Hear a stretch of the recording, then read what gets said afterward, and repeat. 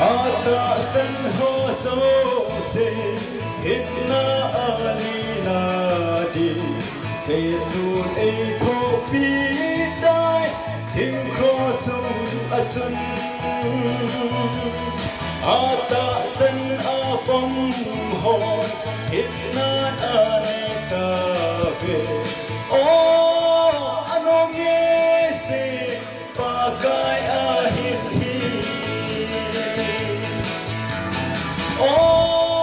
anong yese, anong yese, hamon na kami, kipa na kani. Laisin nung sana to, eka kay ahilo. Anong yese, pagay ahilhi. Mi hồn api apu công sông hình dinh dòng lệ sinh sung kim a u min no min a la mui ni tin a hin kho ba van hin kho a te mui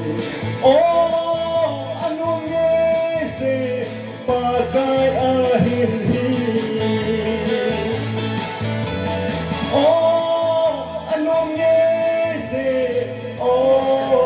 anong yese, hamon na kani, kipa na kani.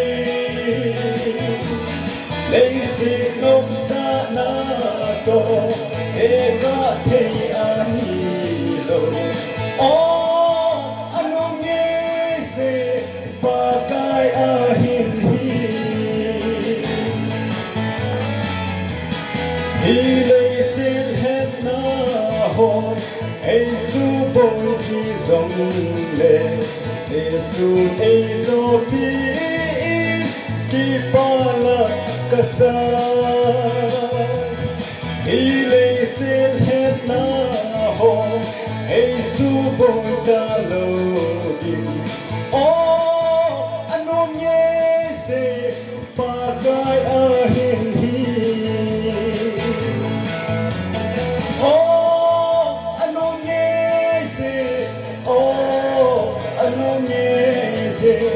Hamon na kani, kipa na kani. Laisip nop sana to, eka kay ahilo. Anong yese, pakai ahilhi.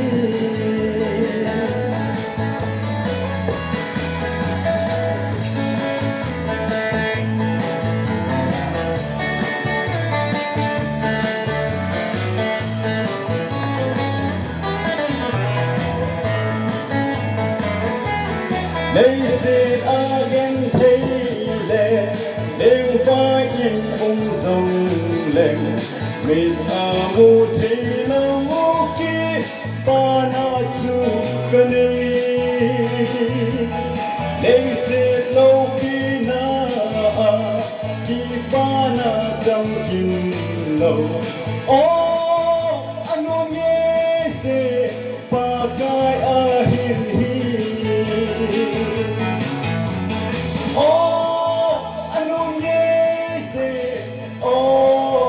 Anong yese, hamon na kani, kipa na kani. Laisin nung sana to, eka kay ahilo. Anong yese, pagay ahilhi.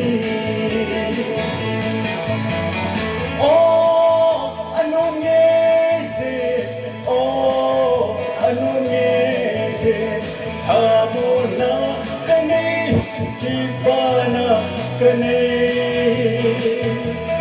Laisin of sana to Teka thei ahilo Oh ano ngese Pagay ahimhi